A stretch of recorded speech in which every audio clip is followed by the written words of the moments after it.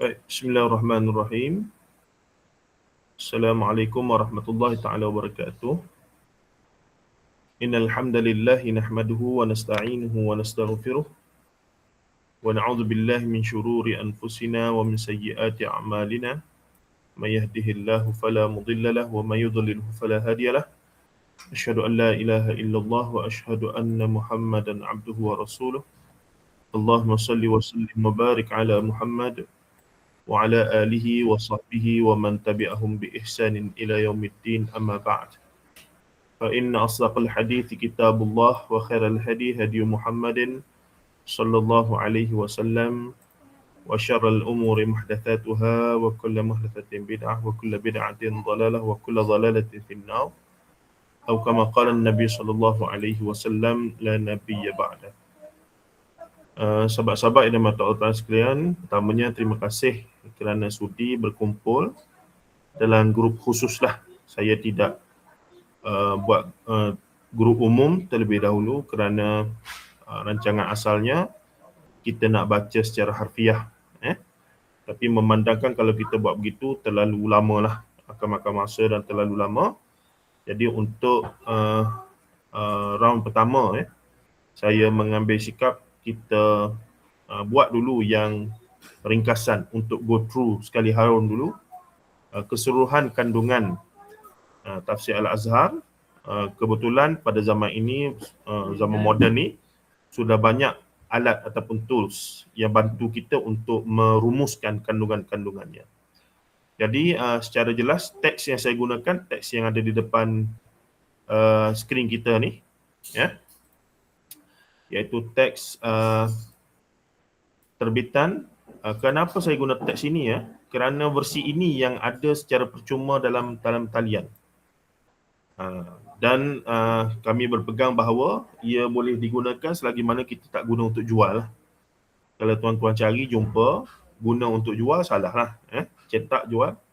Tapi kalau kita guna ni memang untuk pengajian lingkungan begini, insya-Allah pahalanya mengalir pada Buya Hamka, dan penerbit pun yang sudah ditarik balik hak penerbitannya, Pusaka Nasional ni, waris keluarganya sudah tarik balik semua bagi kepada Gema Insani, dan juga kalau di Malaysia ni oleh PTS lah. Baik. Jadi ini kalau kiranya siri kedua, cuma lagi siri pertama tempoh hari ketua kelas kita lah. Mana ketua kelas ni? Ada ke tak ketua kelas kita ni? Ada, Puan, ada apa? Tempoh hari mereka hanya berlima berenam sahaja. Jadi saya pun fikir-fikir balik, kita buka lah sikit dalam 20 orang, tapi masih terhad lah supaya tidak terlalu ramai, untuk lebih meriah sikit tapi tidaklah terlalu besar, sebab kita nak fokus laju. Pada masa tu pun saya tak fikir nak rakam, tapi bila fikir balik, kena rakam jugalah supaya ada rekod. Dan saya akan buat berperingkat. Contohnya begini pada hari ini saya gunakan PDF ini. Ini daripada, kalau ikut dia punya asalnya, daripada yang penuh lah, 30 juzuk. Jadi kalau tengok yang sesi tempoh hari, kita guna ringkasan yang jilid 1 ni sebanyak 72 muka surat. Maka diringkaskan contohnya dalam slide inilah, sebanyak 12 slide sebagai contohnya. Sudah pasti banyak benda-benda yang kita akan tertinggal. Banyak hal-hal yang menarik, yang luar biasa, yang menjadi intipati penting kita akan tertinggal. Tapi sebagaimana saya jelaskan, objektif kelas kita ini adalah untuk telaah ringkas, mengambil poin-poin yang sangat penting lah, dengan bantuan dengan bantuan teknologi, membantu kita buat slide apa semua begini. Jadi harapnya masih banyak manfaat. Bahan saya akan bagi nanti, slide show-nya. Ni PDF ni pun saya akan bagi yang sudah dipotong-potong supaya mudah untuk tuan-tuan puan-puan untuk rujuk balik. Dan juga kalau ada tafsir Al-Azhar sendiri pun nak catat dalam buku pun tak ada masalah. Kalau tidak, kita akan bermula dengan membaca beginilah, satu. Itu lebih menarik sebenarnya, saya suka begitu. Tapi saya tahu kalau begitu, surah Fatihah saja saya pernah buat beberapa tahun sudah, 2 tahun lebih, 2 bulan sekali, 2 kali sebulan, satu sesi 2 jam, makan masa hampir 2 tahun baru habis surah Fatihah saja. Surah Fatihah kalau ikutkan dalam 50 muka surat lah. 50 muka surat Jadi pada saya terlalu panjang lah. Jadi kita cuba dulu pendekatan rumusan kandungan ataupun telaah ringkas ini dan tengok macam mana. Nanti saya tanya tuan-tuan lah dia punya feedback ataupun apa dia. Dia punya feedback apa dia bahasa Melayu. Dia punya respon lah pandangan dan seumpamanya. Baik. Jadi untuk meraihkan majoriti yang baru masuk, ketua kelas dan pelajar yang awal tempoh hari, saya mohon untuk kita ulang sikitlah slide ataupun rumusan yang kita dah bincang pada minggu sudah, untuk kawan-kawan yang lain dapat recap ataupun dengar baliklah dan seumpamanya. Okey ke puan? Okey ke? Boleh okey. Alright, kalau begitu itu satu, kita pun ada rakaman, alhamdulillah. Lagi satu saya sangat suka macam kelas-kelas yang sebelum ni yang umum kita buat dalam bulan puasa apa semua tempoh hari. Kalau tuan-tuan ada apa-apa pandangan nak mencelah ke apa semua, silakan. Tulis saja dalam chatbot tu kalau tak nak bersuara pun. Kalau nak bersuara pun bagus. Kalau nak mencelah, kadang-kadang yelah saya tak tahu. Maksudnya kita bercakap ni lah. Tapi kita tak tahu di sana apa responnya, mendengar ke tidak ke. Kadang-kadang saya kalau dengan pelajar-pelajar di UM tu, saya minta lah at least tekanlah ikon gelak ke, like ke, supaya kita tahu ada reaksi di situ dan seumpamanya. Dan kalau nak tulis apa-apa, nak komen, bagi pandangan, pertanyaan ke apa semua, silakan. Nanti saya akan go through. Dan itu akan jadi two-way communication lah. Ada interaksi sikit. Baik, ini PDF-nya yang kelas pertama tempoh hari. Saya ambil daripada kira-kiranya inilah. Daripada sini sampailah ke sini. Dan ini sangat penting. Dalam kita membaca mana-mana kitab ulama, dalam bahasa Melayu ke, bahasa Arab ke, bahasa Inggeris ke, membaca mukaddimah kitab itu sangat-sangat penting. Tidak boleh tidak, mesti kita membaca mukaddimah. Kerana di dalam mukaddimah itulah terdapat segala-galanya tentang kitab tersebut. Makanya begitu, saya mengesyorkan tuan-tuan, walaupun hari ini kita belajar secara ringkas, tapi saya harap ambil juga masa untuk cuba baca sendiri juga bahagian mukaddimah ini. Sama ada melalui PDF yang saya akan kongsikan ini, ataupun melalui buku ataupun tafsir yang masing-masing sebahagian besar di sini, saya rasa semua dah ada kot tafsir Azhar. Boleh tak kita ada lagi nak masuk Ada tak di sini saya nak tanya, siapa yang dah ada tafsir Azhar lengkap? Boleh tak type saya di dalam chatbot saya ni, kita ni. Daripada 20 orang lah, lebih kurang 21 orang ni. Berapa orang yang dah ada tafsir Al-Azhar lengkap? Ada link PDF, ada, nanti kita bagi. Okey. Link PDF Share dalam grup sudah ada, share dalam grup dah. Apa dia? Ada share dalam grup PDF. Dalam grup lama kan ada kan, saya pernah share kan? Yang baru pun saya baru share. Okey, dah ada dah. Dalam grup yang baru kita ni lah. Okey. Okey, siapa yang tak ada boleh tengok situ lah. Jangan jual sudah lah jual tak boleh. Guna untuk kelas boleh lah. Okey, di sini.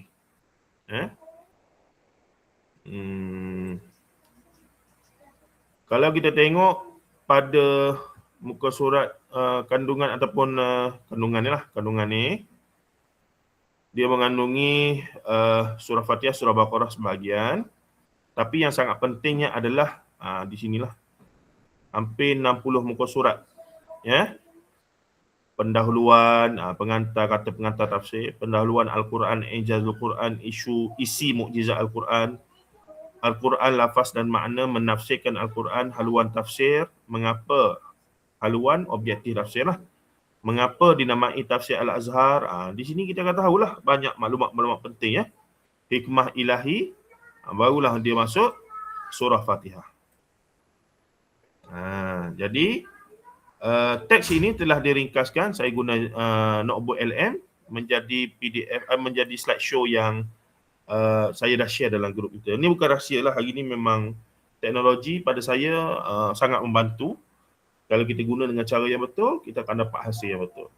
Kalau kita guna cara yang salah, dapatannya bahan masukannya salah, kita cari benda yang salah, kita dapat benda yang salah lah. Macam ada seorang hamba Allah tulis buku guna AI sehingga mereka cipta ayat Quran, itu cara guna yang salah lah. Kalau dia guna cara yang betul, Masya Allah, segala teknologi ni sudah sangat memudahkan. Bahkan siapa-siapa yang kata tak jumpa hadis sahih ke, tak jumpa ayat Quran tu, tak mengarut sangat lah. Kita boleh minta ChatGPT tu bantu kita cari sumber yang sahih.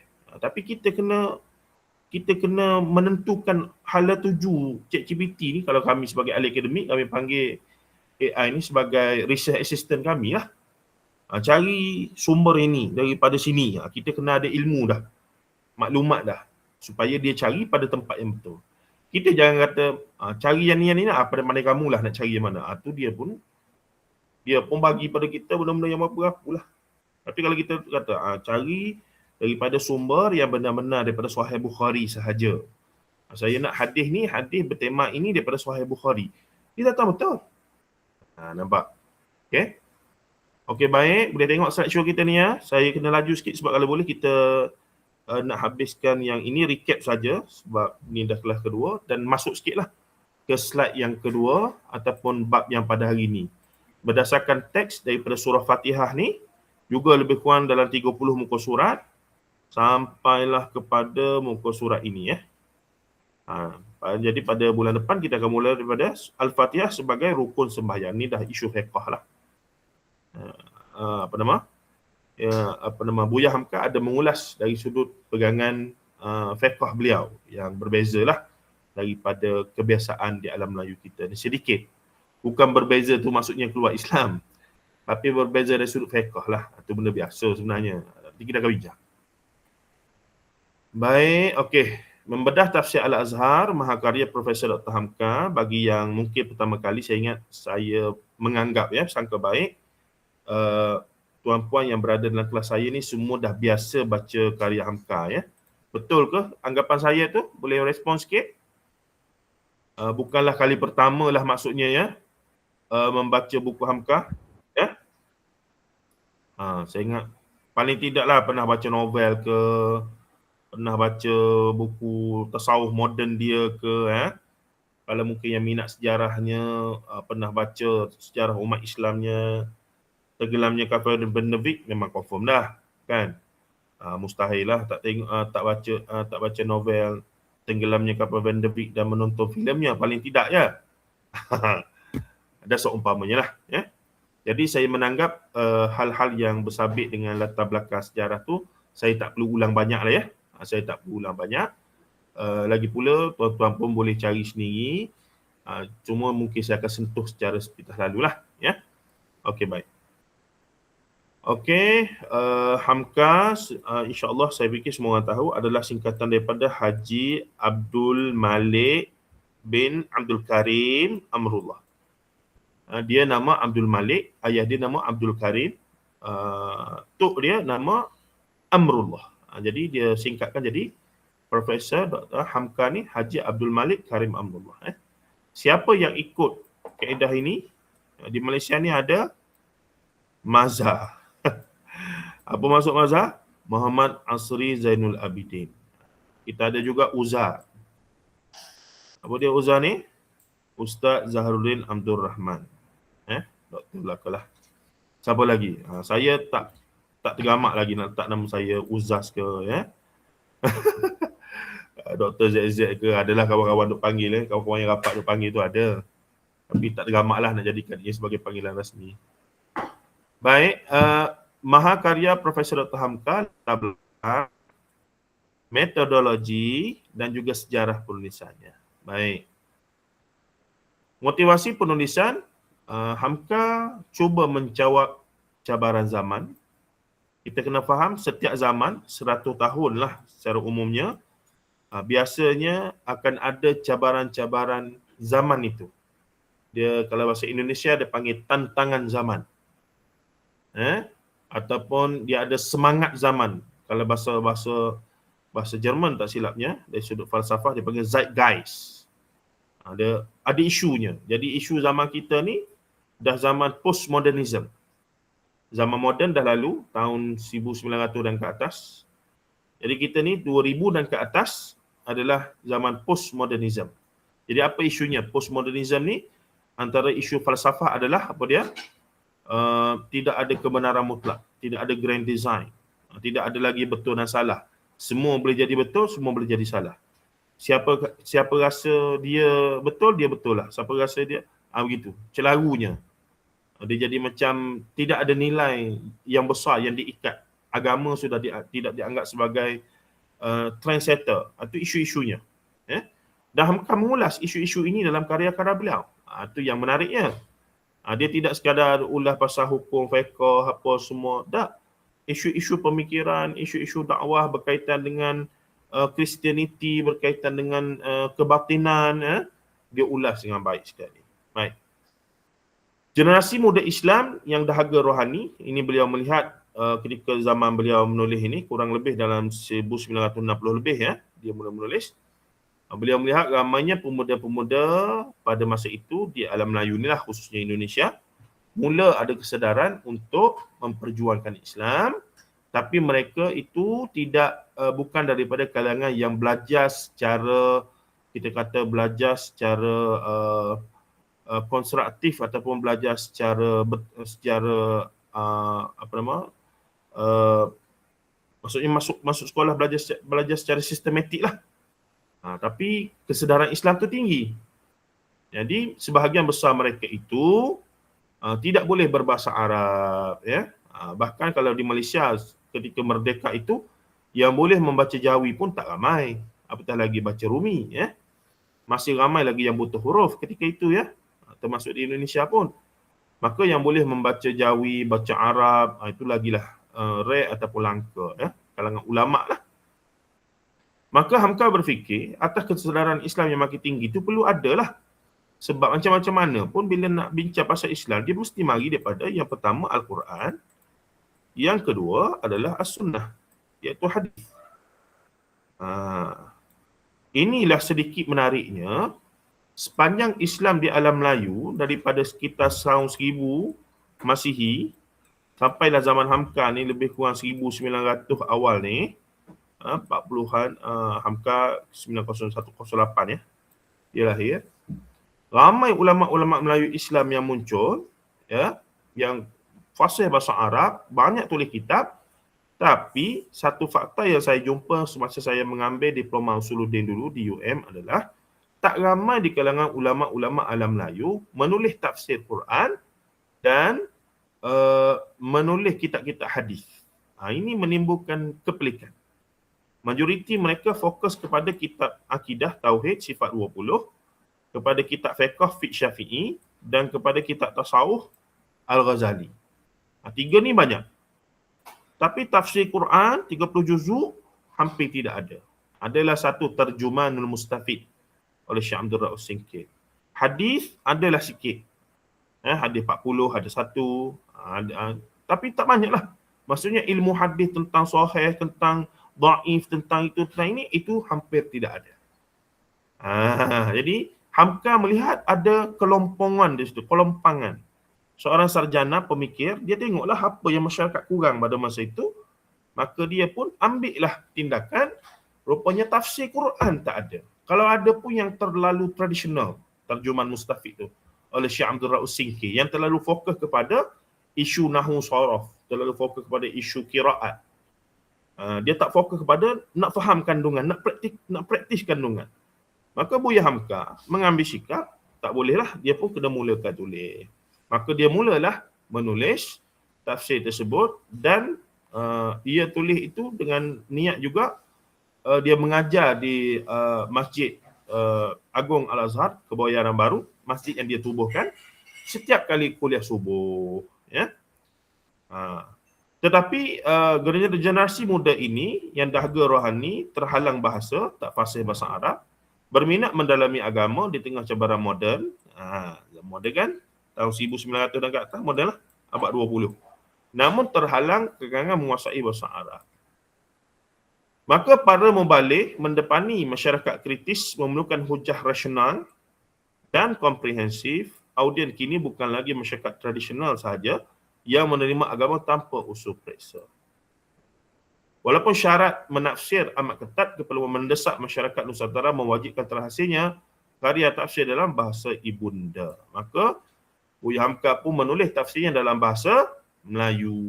Bahasa Melayu itu pada saya dianggap sebagai bahasa Melayu Nusantara lah. Kerana pada masa itu penulisan beliau itulah bahasa Melayu yang sebelum zaman selepas kemerdekaan Indonesia Malaysia. Maka boleh faham semua sepatutnya. Cuma bagi mereka yang tak biasa baca memang mencabar jugalah. Tak boleh menafikan. Baik. Rentetan wahyu Makkiyah dan Madaniyah. Ini siapa yang belajar ulumul Quran di peringkat diploma ke, degree ke, kalau dalam pengajian Islam, kita tahulah bahawa Al-Quran itu terbahagi kepada dua, Makkiyah dan Madaniyah. Kenapa? Dikiranya mudah beginilah. Makkiyah ini diturunkan di Mekah, Madaniyah di Madinah. Namun, ada surah yang diturunkan di Mekah selepas Rasulullah dah hijrah Madinah. Surah itu tetap dinamakan sebagai Madaniyah. Dia beza sikit situlah. Para ulama Quran membuat pembahagian begitu, ya. Rasulullah di Mekah berapa? 13 tahun, di Madinah 10 tahun, 23 tahun, kan? Okey. Ni dah tulis dah. 13 tahun, 10 tahun. Fokus fasa Mekah meneguhkan akidah tauhid, cerita pasal syurga, neraka, ancaman gitu begini, tauhid pada Allah gitu begini, tidak mensyirikkan Allah dan seumpamanya. Memerdekakan akal manusia daripada perhambaan dan tradisi taklid buta. Ni key point. Taklid buta kepada siapa? Kepada tradisi tok nenek moyang sebagai contoh. Kepada tradisi bomoh pawan dukun. Pada tradisi orang-orang yang berpengaruh dalam masyarakat, orang yang kaya dan seumpamanya. Jadi taklid buta ini dipanggil muqallid a'ma. A'ma ni buta. Ikut tanpa tahu dalil. Muqallid ikut tanpa tahu dalil. Ya. Fasa pembentukan negara, daulah, ini dah fasa pemerintahan, ada sistem, musyawarah, ada peperangan, ada gaji, ada mula. Fokus kepada hukum syariat, fiqh, muamalah, peperangan dan rumah tangga. Baik. Soalan, mengapa Al-Quran tidak diturunkan sekaligus selama 23 tahun? Pertama, memantapkan wahyu dalam nada Nabi SAW. Selama 23 tahun itu adalah untuk fasa belajar panjang dan memantapkan wahyu dalam dada Nabi SAW. Yang kedua, memudahkan bahasa Arab yang ummi, tidak tahu membaca dan menulis untuk menghafal, menyebabkan mereka itu terkenal dengan bangsa yang menghafal, ya. Tapi mereka ummi, ini tidak tahu membaca menulis. Bermaksud bukan mereka bodoh. Macam orang Melayu kita lah. Tok nenek moyang kita dulu, zaman tradisional dulu, boleh kata 99% tak reti menulis membaca. Yang boleh orang istana saja. Ya. Ada lagi kau nak masuk ni? Sekejap. Ada lagi. Okay. Ya. Yang ketiga, menjawab persoalan umat secara berperingkat dan konseptual. Ni matlamat Buya Hamka menulis tafsir Al-Azhar, ya. Baik, kemudian Buya Hamka juga membahaskan tentang i'jazul Quran. I'jaznya apa dia? Mukjizat. Apa dia maksud mukjizat? Mukjizat ni adalah perkara yang melemahkan. Ajaza yang melemahkan. Bermaksud mukjizat ni, kalau seseorang tu ada mukjizat, dia boleh melemahkan perkara yang dia hadapi tersebut. Maksudnya begini, zaman Nabi Isa, teknologi ataupun kehebatan manusia ketika itu ditandai dengan penemuan yang begitu hebat dalam bidang perubatan. Maka Apa yang lebih hebat daripada perubatan? Datanglah mukjizat Nabi Isa boleh menyembuhkan buta. Ketika mana ramai doktor di Rom ataupun di Rom lah ketika itu ya, di di Greek Rom ketika itu, ramainya doktor-doktor yang boleh menyembuhkan penyakit tiba-tiba Nabi Isa boleh mencelikkan orang buta, memberi penawar kepada penyakit sopak. Apa lagi? Menghidupkan orang mati. Ya. Itulah kemuncak kepada perubatan. Boleh hidup orang mati ni. Ya. Walaupun sekejap. Bermaksud, sifat mukjizat yang turun pada para Nabi dan Rasul ini adalah bertujuan untuk mematahkan, melemahkan. Itu mukjizat. Jadi Rasulullah dia belajar Al-Quran dalam bahasa Arab yang luar biasa, tinggi nilai mutu bahasanya, sehingga orang Arab, pakcik-pakcik dan orang di Mekah tahu bila Rasulullah baca Quran, itu bukan Muhammad. Sebab mereka duduk dengan Muhammad 40 tahun. Mereka tahu Nabi Muhammad tak erti bersyair. Nabi Muhammad ni seorang yang ummi, tak belajar, tak pandai membaca, menulis teks. Tapi tiba-tiba Rasulullah balik, Iqra' bismi rabbikal ladzi khalaq, khalaqal insana min 'alaq, Iqra' wa rabbukal akram, alladzi 'allama bil qalam, 'allamal insana ma lam ya'lam. Mereka tahu, ni bukan perkataan Muhammad. Maka dituduhlah Muhammad itu gila, Muhammad itu ahli sihir, Muhammad itu tok bomok. Kenapa? Kerana bila Rasulullah balik, menyenandung, kalau bahasa Melayu kita, menyenandungkan bacaan-bacaan yang orang tahu. Kalau saya bagi contoh beginilah, kalau ceramah di surau masjid. Tiba-tiba saya balik surau masjid, bagi salam ke Ahmad, Assalamualaikum, tengok isteri saya. Wahai adindaku, kanda rasa pada malam ini, takkan pelik bini kita tu? Kan? Mestilah. Ini bukan biasa ni. Jadi, memberi gambaran bahawa bila Rasulullah dapat Quran, Rasulullah bawa balik, Rasulullah membacakan Quran itu, sebenarnya semua masyarakat Mekah, kafir Quraisy itu tahu itu bukan perkataan Nabi Muhammad SAW. Nabi Muhammad bukan penyair. Bukannya nama apa? Ka'ab bin Malik ke, siapa lagi? Wahab bin Munabbih ke. Ini semua pakar syair Arab kan. Abdullah bin Rawahah ni, tukar-tukar syair. Mereka tahu Rasulullah tak erti syair. Ya. Maka bila Quran datang dengan nilai sastra yang tinggi, bahasa Arab lah. Kita jahil bahasa Arab, kita tak boleh nak rasa. Tapi bagi orang yang mengaji bahasa Arab, mereka tahu kehebatan dan luar biasanya nilai teks Al-Quran itu. Kita tak boleh nak cerita lagu mana. Tapi kadang-kadang kalau tuan-tuan ikuti kelas tadabbur Al-Quran, jumpa dengan ustaz-ustaz yang boleh menghuraikan tadabbur Al-Quran itu dari sudut kalimah bahasa, kalimah perbahasan bahasa lughah apa semua ni, kadang-kadang boleh sampai juga. Kita boleh rasa sikit lah. Contoh dengan Ustaz Syari ke, Syari Abdul Rahman, Tadabbur Center, Dr. Azrul Azlan ke, dan beberapa orang lagi lah sahabat-sahabat yang memang fokus pada tadabbur Al-Quran secara harfiah dan seumpamanya itu. Boleh rasa tuan-tuan. Kalau dulu saya suka dengar Ustaz Norman Ali Khan dalam bahasa Inggeris, tapi dia guna Inggeris yang layman pun boleh faham lah. Dia boleh tunjuk kehebatan Al-Quran guna bahasa Inggeris. Tapi kita dapat rasa betapa mukjizatnya bahasa Arab itu. Jadi sebenarnya memang rugilah kalau kita tak erti langsung bahasa Arab. Saya pun tidak menguasai dengan baik. Sibuk bidang pula dan sekarang apa semua. Sayanglah. Baik. Sastra tertinggi susunan kata yang melumpuhkan pakar sastra Arab zaman sayembara pertandingan Uqash. Uqash ni dia ada Suqil Uqash. Mereka bertanding di pasar. Pasar tu ada stage ke macam mana. Mereka berbalah-balah syair. Syair itu mencela lah, menyindir, mencela, memuja, berunsur seksual, erotik dan seumpamanya. Tidak mampu dia. Baik. Yang kedua, kejituan sejarah silam. Ni ijaz ni, kita sedang je. Fakta tepat kaum terdahulu, Musa, Fir'aun yang dibawa oleh seorang rasul yang ummi tanpa pernah berguru dengan ahli kitab. Maka dalam Al-Quran banyak fakta sejarah. Tapi adakah Al-Quran kitab sejarah? Bukan. Tapi di dalamnya, bila Quran cerita pasal sejarah, maka ia adalah fakta. Bila Al-Quran menceritakan tentang sejarah Nabi dan Rasul kaum-kaum terdahulu, ia adalah fakta. Ad, Samud, kaum Nabi Ibrahim, ayah dia, apa lagi? Pengukir Musa, Isa, semua itu adalah fakta sejarah. Baik. Itu sebab ia adalah wahyu dan kita beriman dengannya secara total. Kemudian ijaz Quran lagi adalah ramalan masa depan. Apa maksud ramalan masa depan? Ketika itu turunnya surah Rum. Menjanjikan kejadian sejarah dengan tepat sebelum ia berlaku. Contoh kemenangan Rom ke atas Farsi dalam tempoh 7 hingga 9 tahun.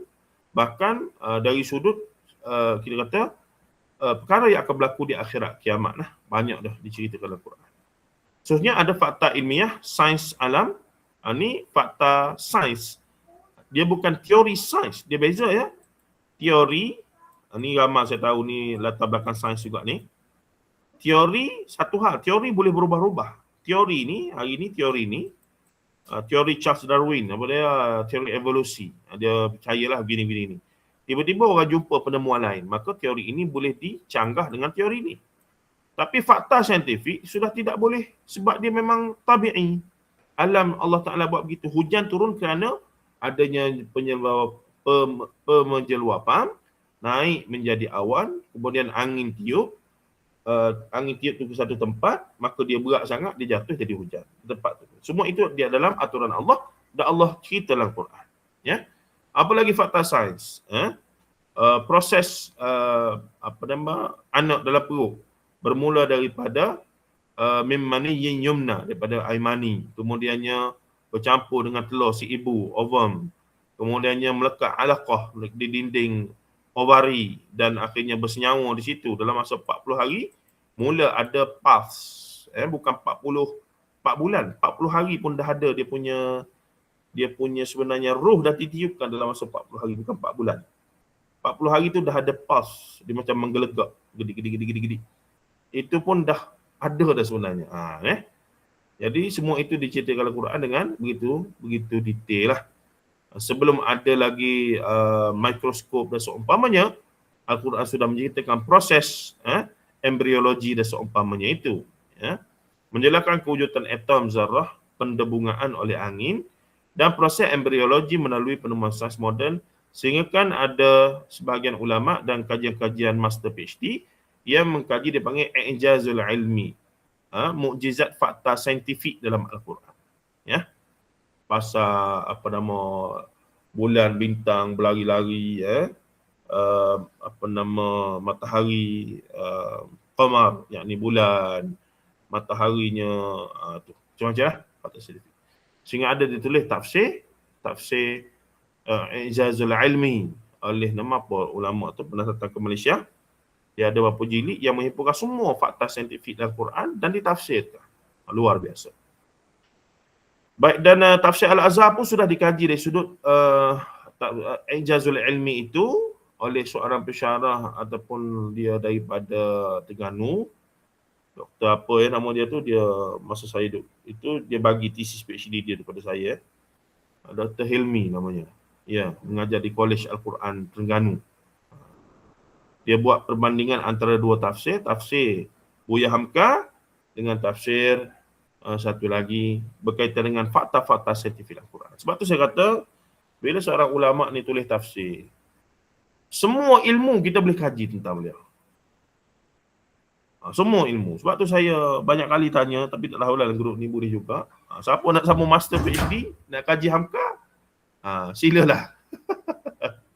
Ataupun tuan-tuan tahu siapa-siapa, anak saudara ke, anak sendiri ke, minat nak kaji pasal Hamka di peringkat master PhD, bawa jumpa saya.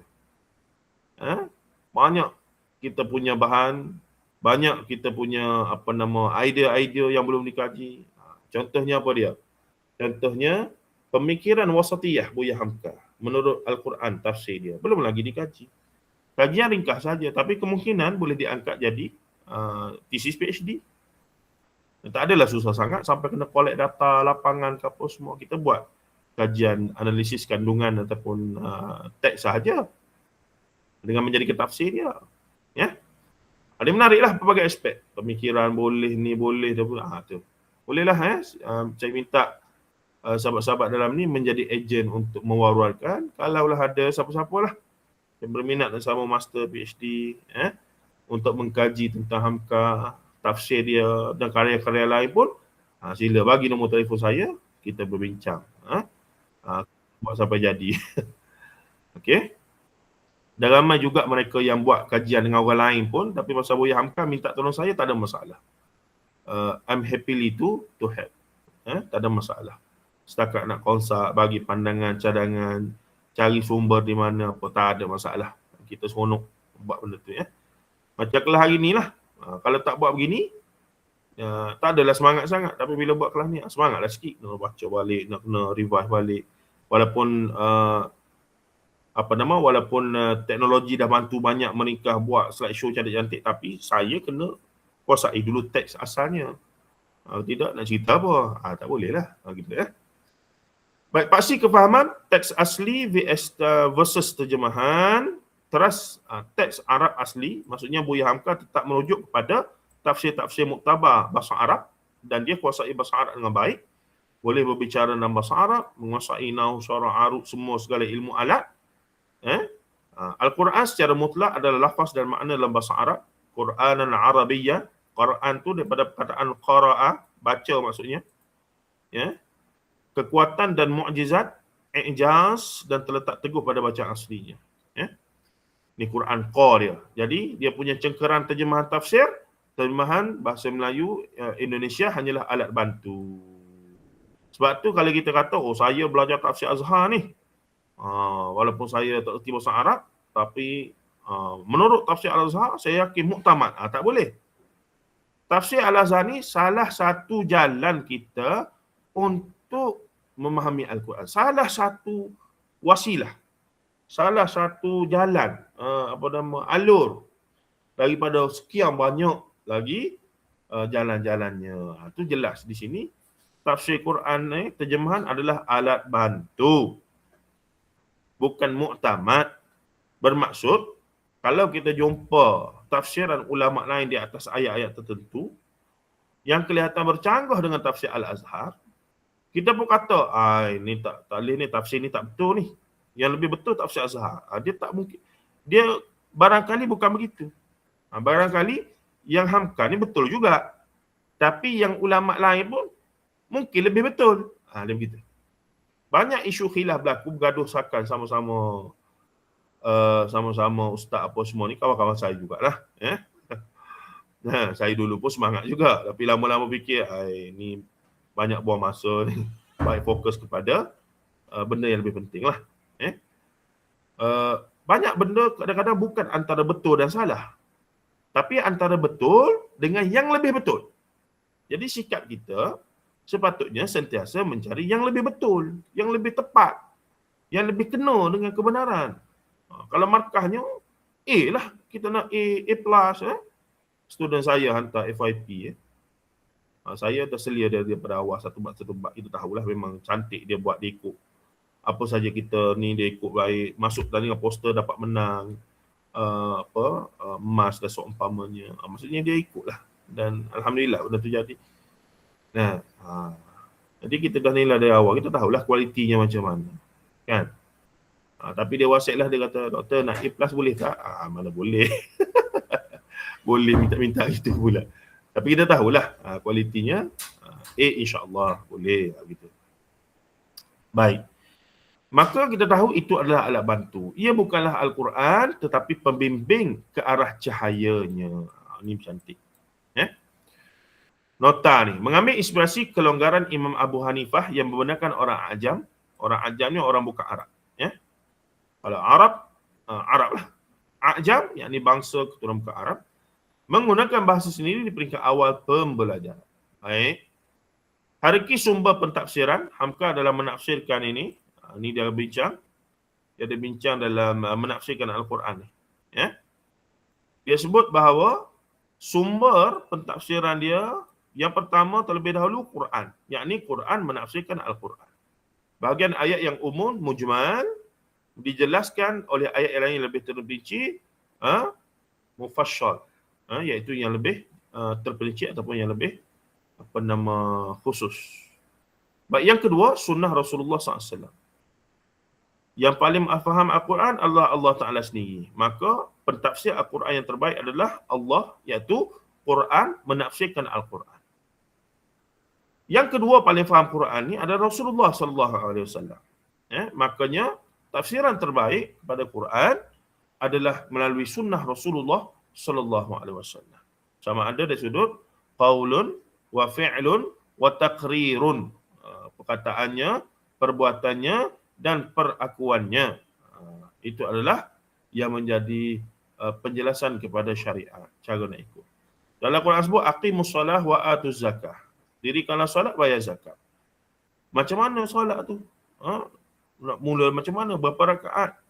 Tu datangnya sunnah Rasulullah SAW. Rasulullah tengok, para sahabat tengok Rasulullah solat.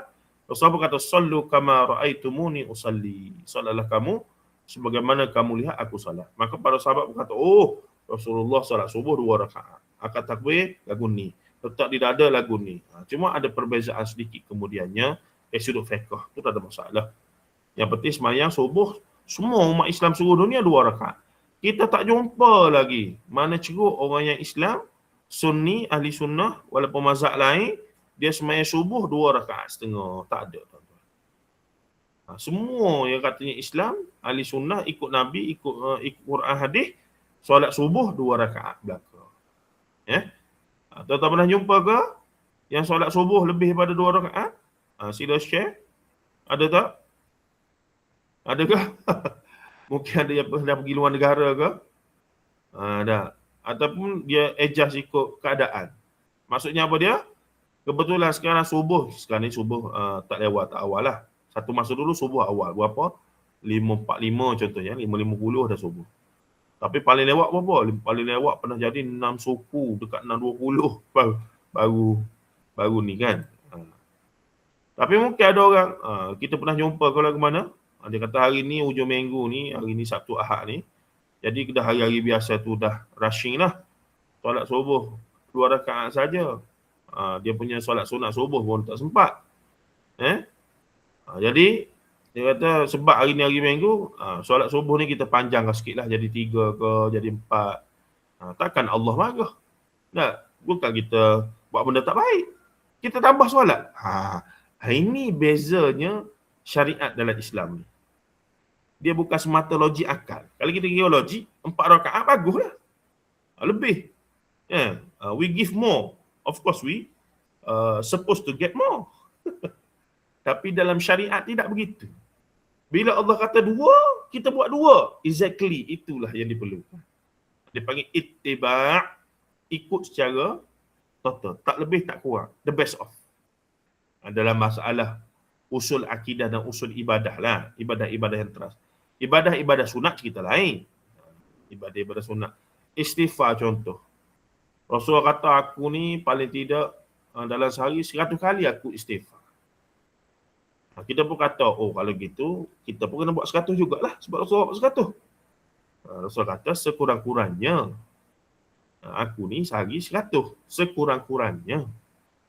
Maka ia bukanlah diwajibkan menjadi rukun pada kita untuk buat 100. Tak buat pun tak berdosa. Tapi kalau kata kita buat, Rasulullah kata dia yang maksum pun sekurang-kurangnya 100, isyaratnya pada kita, kata para ulama dalam menafsir dan memahami hadis ni, lagi banyak lagi baguslah kita ni sebab kita lagi banyak dosa. Itu dalam masalah ibadah sunat. Tapi bila ibadah-ibadah fundamental, usul, solat subuh, solat zuhur, apa semua, itu tidak ada perbezaan langsung antara semua mazhab dan seumpama. Kena faham tu. Yang duk bergaduh tu yang benda-benda gini ya. Lepas tu saya pun tak apalah. Lama-lama bila dah faham, malah aku. Kita belajar dan kita nak praktis, kita praktis untuk diri kita. Orang lain tak sampai lagi, ya kita anggap, yalah, tak apalah. Lagi benda yang dia buat tu tak salah. Cuma kita tahu yang kita buat lebih betul. Yang dia pun tidaklah salah. Tidaklah sampai bid'ah dhalalah finnar. Cumanya kita tahu kita buat yang lebih betul, yang lebih dekat dengan sunnah Rasulullah SAW dan para sahabat. Begitulah. Seterusnya, Al-Quran ditafsir dengan pendapat sahabat ataupun dipanggil athar. Athar. Athar. Kalau ejaan athar. Athar sahabat ni pandangan ijtihad para sahabat dan seumpamanya. Kemudian yang sebabnya yang ketiga paling faham Quran ni adalah para sahabat. Yang kemudian lepas para sahabat adalah anak murid, sebab sahabat-sahabat ni anak murid Rasulullah. Betul? Kemudian yang lebih faham generasi keempat adalah tabi'in, iaitu murid kepada para sahabat. Selepas mereka sama dia atba'ut tabi'in. Tapi tak semualah. Daripada mereka tu ada yang dianggap tokoh, memang lebih dah tafsir, lebih dah syariat, faqih dan seumpamanya. Tapi Hamka menggunakan aturan inilah yang dia buat apa nama, dia generatekan beginilah, bermula pada Quran dulu, hadis, kemudian sahabat, kemudian tabi'in. Maksudnya ada disiplin, ada metodologi, bukan main-main saja tafsir, tidak. Bukan ikut dam gitu, ikut mulut, ikut keluar, tidak tuan-tuan. Kalau tak lama dah diisytiharkan tafsir Al-Azhar tu sebagai sesat. Baik. Dari sudut sejarah, menapis sejarah, apabila fakta-fakta yang melibatkan sejarah, Buya Hamka ni sebenarnya tafsir dia tu dia banyak masuk elemen tadabbur, refleksi. Sebab dia nak menaratif dan menghuraikan tu, dia bagi dekat, dia masuk banyaklah cerita-cerita apa semua. Dia tak macam tafsir kita panggil tafsir tradisional ni, dia mula dengan kefahaman kalimah, ayat, istinbat, kesimpulan. Macam Buya Hamka ni dia cerita, tiba-tiba dia masuk, saya teringat ayah saya dulu.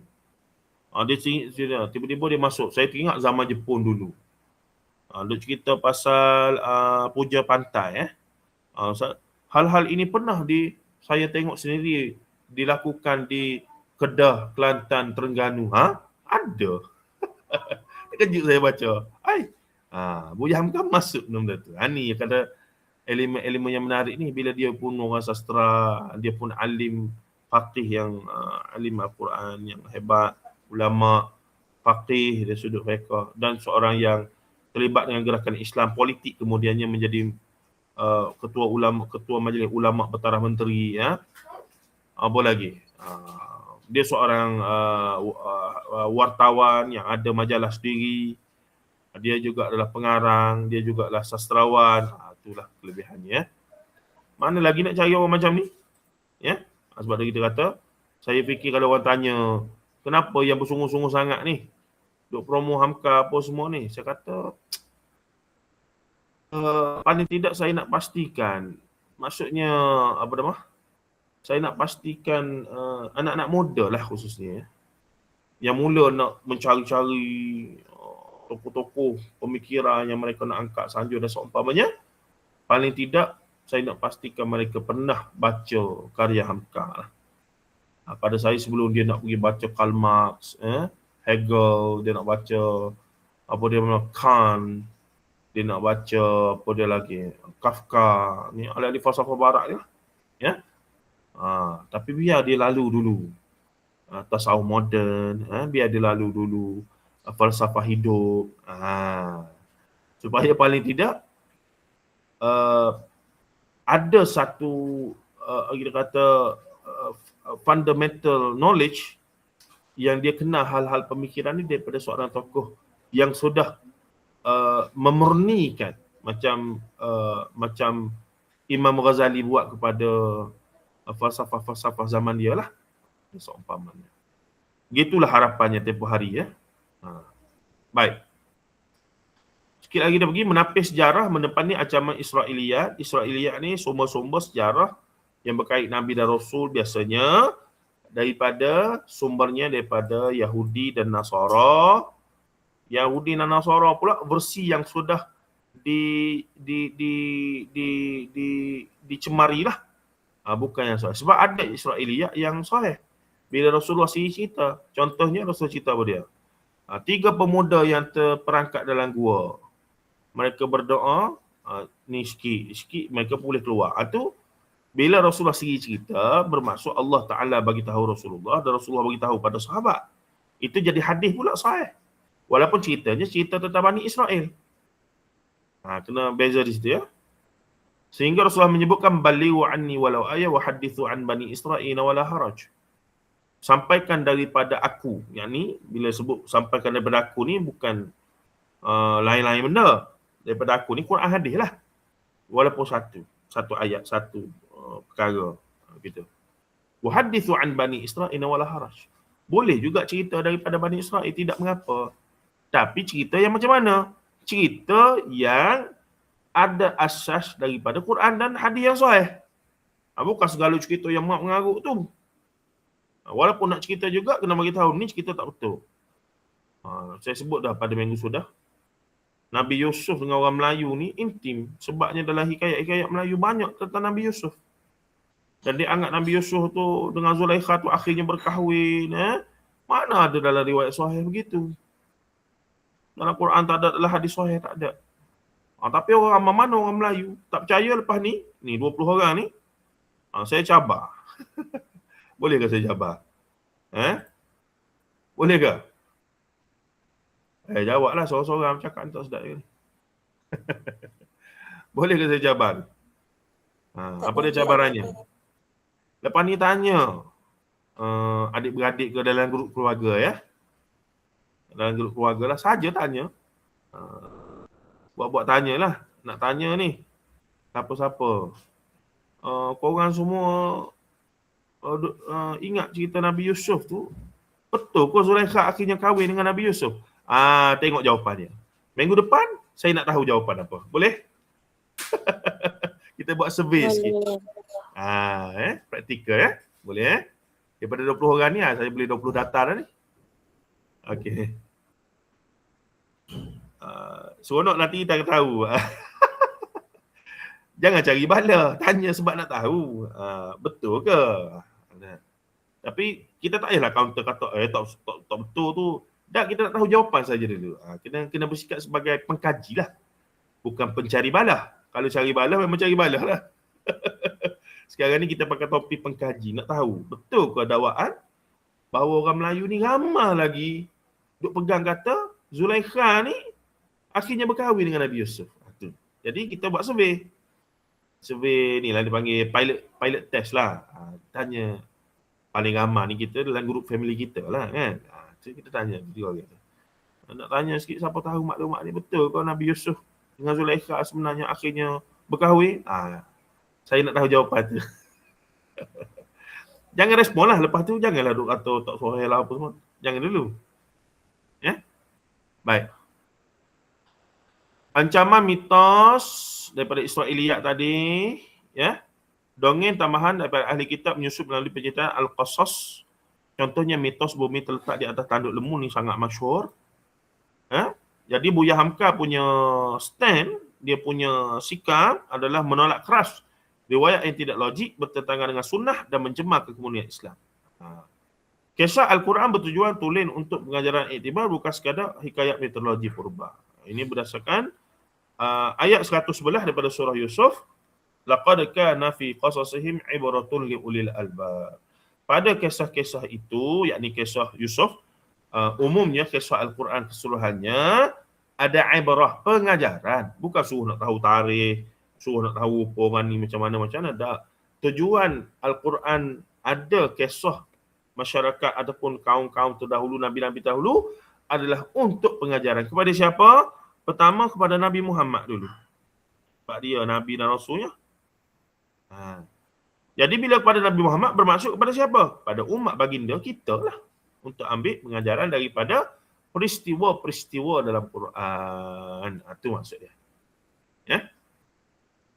Baik, metrik metodologi sintesis nakal dan nakal. Arilan nakal. Nakal ni melihat pada teks secara khusus. Tak sampai tahap literal yang melampau. Tapi mengutamakan teks yang ada tu dulu. Mendafsir ketat. Bersandarkan riwayat murni. Haram menggunakan akal ra'yi tanpa sandaran teks. Ya. Arilan akal ataupun dia dalil akli, dalil nakli kan. Imam Ghazali Zamakhsyari, ya. Imam Ghazali menggunakan metodologi kalam. Zamakhsyari awalnya adalah Mu'tazilah yang kemudian dikatakan telah bertaubat. Al-Quran lautan sains. Sains ini bukan sains dalam arti kata sains teknologi tu. Ini sains ni ilmu ni. Ulum. Mustahil difahami tanpa renungan dan akal budi dan pemerhatian mendalam terhadap alam. Ya. Sintesis Hamka mengikat ketat nakal riwayat dalam bab akidah. Bab akidah no kompromi, mesti balik pada riwayat-riwayat sahih teks. Dan hukum halal haram. Ini pun yang jelas mesti balik pada hukum yang jelas. Al-halalul bayyin wal haramul bayyin. Yang halal tu jelas, yang haram tu jelas. Namun membuka ufuk akal, tapi dalam urusan akidah, usul akidah dan usul ibadah berkaitan dan hukum halal haram, muamalah makan minum ni, ya. Tapi dalam masalah muamalah, masalah lain, diberi ruang untuk akal seluar-luarnya dalam menafsirkan ayat-ayat kauniyah. Ayat-ayat berkaitan dengan fenomena alam kauniyah, ya, sejajar dengan sains moden. Maka kawan saya Dr. Faizi ni, bila dia baca tafsir Azhar, dia tahfiz Quran lah, tapi jadi doktor tentera. Dia kata bila baca tafsir Azhar masuk ayat sains ni, memang nampak Hamka macam pelik lah, tiba-tiba boleh hurai dengan baik, seolah macam ada background medik. Ni ramai juga orang yang dalam kelas kita ni yang background medik. Jadi Hamka ada kelebihan itu. Saya yakin beliau tidaklah sampai tahap belajar. Cuma dia membaca dan merujuk dengan betul sumber-sumber berkaitan dengan hal-hal tentang ilmu perubatan, itu saja. Okey, tonggak dan identiti tafsir Al-Azhar, DNA lah. Tafsir Al-Azhar ini apa dia? Non-sectarian, tidak bertaksub buta. Ni penting ni. Dan inilah kritikan siapa? Za'bah. Siapa kena Za'bah? Ada tak kena Za'bah ni?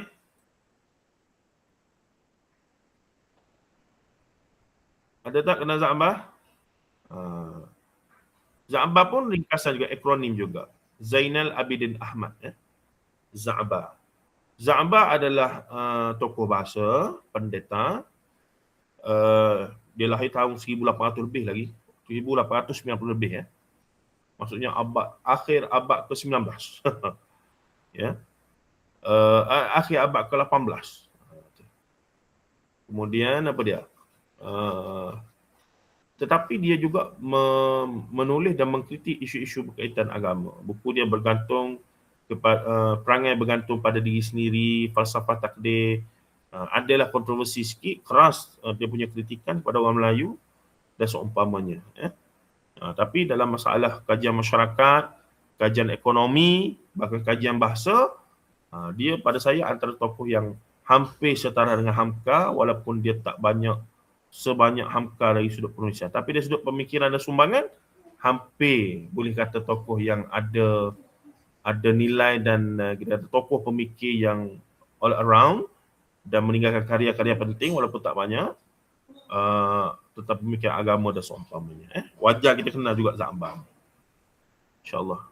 Nanti ada masa kita boleh kupas pemikiran agama Za'bah. Dan dia alim, dia orang mengaji agama, anak tok guru. Cuma dia tahu pada masa tu untuk nak selesai masalah masyarakat Melayu ketika itu, dia kena pergi belajar sekolah Inggeris. Jadi masa ayah dia suruh dia pergi belajar sekolah pondok, dia memberontak, dia pergi belajar sekolah Inggeris. Ni Za'bah. Dia tahu pentingnya dia ke situ bukan ke sini. Menarik. Tokoh-tokoh hebat ni pada saya mereka ada satu ciri, mereka pilih jalan hidup mereka sendiri. Ayah suruh gini, mak suruh gini, mereka memberontak, mereka pilih sendiri dan mereka istiqamah di atas jalan yang mereka pilih itu, mereka jadi tokoh besar. Kalau sekadar ikut mak kata kena jadi doktor, dia pun belajar lah sampai jadi doktor. Dia jadi doktor lah, tapi doktor yang tak luar biasa. Tapi kalau dia sendiri ada kesedaran, memberontak, mencari sendiri, pilih jalan hidup sendiri, akhirnya dia muncul menjadi seorang tokoh yang ada sikap sebab dia buat pilihan hidup dia sendiri. Tapi dia bukan orang Minang. Itu pun menarik panjang juga cerita tu. Walaupun dia orang Negeri Sembilan, Tapi dia bukan orang Minang. Ada teratak Za'bar di Negeri Sembilan ya. Kalau ada masa pergilah. Saya syorkan. Baik, kita habis sikit lagi untuk malam ini. Relevan dinamik. Okey. Tafsir Azhar juga dianggap sebagai relevan dan dinamik sehingga hari ini ya, walaupun sudah pada tahun 2026, maksudnya lebih dah tahun 2020, wawasan 2020 ni, tapi tetap tafsir Al-Azhar kelihatannya masih lagi menjadi tafsir yang wallahu alam tidak mampu ditandingilah pada saya dengan beberapa tafsir lain yang muncul kemudiannya. Mewarisi keberanian intelektual tafsir Al-Mana. Al-Mana ni maksudnya menara. Ya. Oleh Syekh Muhammad Abduh, murid kepada Sayyid Jamaluddin Al-Afghani. Hamka pun ada tulis buku khas tentang Sayyid Jamaluddin Al-Afghani. Saya syorkan tuan-tuan baca, saya bawa habis baca. Dan ketajaman konteks fi zilalil Quran oleh almarhum Syekh Said Qutb rahimahullah. Tafsir tafsir Quran yang berbentuk seni bahasa yang tinggi dalam fi zilalil Quran oleh almarhum Said Qutb, tokoh Ikhwan Muslimin yang digantung oleh Jamal Al-Banna. Dia gantung oleh Jamal Abdul Nasir, pemerintah Mesir itu, kerana ketajaman kritikan beliau melalui pena membawa beliau ke tali gantung. Ini fi zilalil Quran ya. Akhir sekali adalah inklusif. Meraihkan kepelbagaian, gaya bahasa disasarkan merentah darjat dari menteri, jeneral, peguam hinggalah ke tukang kebun. Di saf Masjid Agung semuanya boleh menaik ataupun boleh memahamilah meraihkan tafsir Al-Azhar. Baik. Ringkasnya lagi, menerusi jejak nama Al-Azhar, penganugerahan Februari 1958, Hamka dimaklumkan sebagai penerima pertama anugerah Ustaziyah Fakhriyah. Ustaziyah Fakhriyah ni doktor ataupun profesor kehormat dari Universiti Al-Azhar Mesir. Ya. Kemudian Rektor Al-Azhar Syekh Mahmud Shaltut ni ulama besar yang hebatlah pada zaman awal 1900 tempoh hari. Pernah datang ke Jakarta dan datang ke masjid yang Buya Hamka bina dan dia duduk jadi imam dan kuliah subuh situ. Dan dia memberikan nama Masjid Agung Al-Azhar. Al-Azhar ni apa dia? Zahra, bunga ya, kepada Masjid Kelolaan Hamka itu. Maka ada 3 Azhar. Pertama, dia dapat anugerah doktor kehormat dia daripada Universiti Al-Azhar Mesir. Yang kedua, masjid dia pun diberi nama oleh Syekh Mahmud Shaltut sebagai Masjid Agung Al-Azhar. Dan kemudian tafsir dia itu pun dia namakan sebagai Tafsir Al-Azhar. Kuliah Subuh Hamka 1962 dia mula. Dibukukan dan dimuatkan dalam majalah Gema Insani, ganti kepada majalah Pedoman Masyarakat, dengan nama rasmi sebagai Tafsir Al-Azhar sebagai simbol hutang budi intelektual.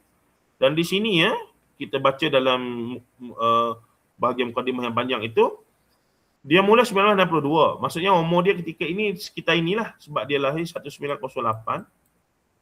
Jadi dia mula sudah agak lewat ya. 60-an lah tahun ni, 60 tahun lah.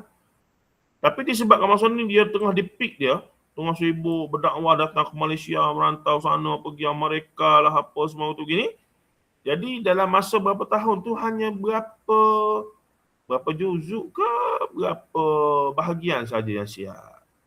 Dan dia tak bermula daripada suratul Baqarah. Dia mula daripada tengah surah Al-Maidah, tak silap saya. Tengah-tengah. Ya. Sehingga berapa lama, sikit saja siap. Sehinggalah pada tahun 1964 lebih kurang begitu, kena cek balik ya. Yang dia ditangkap dan dipenjarakan selama 2 tahun 4 bulan tu, ketika itulah dia berjaya menyiapkan Tafsir Azhar. Dan ketika itulah dia menulis betapa besarnya hikmah dia dipenjarakan. Walaupun sakit-sakit apa semua, dia masuk dalam hospital, dah tua lah masa tu, 60-an kan.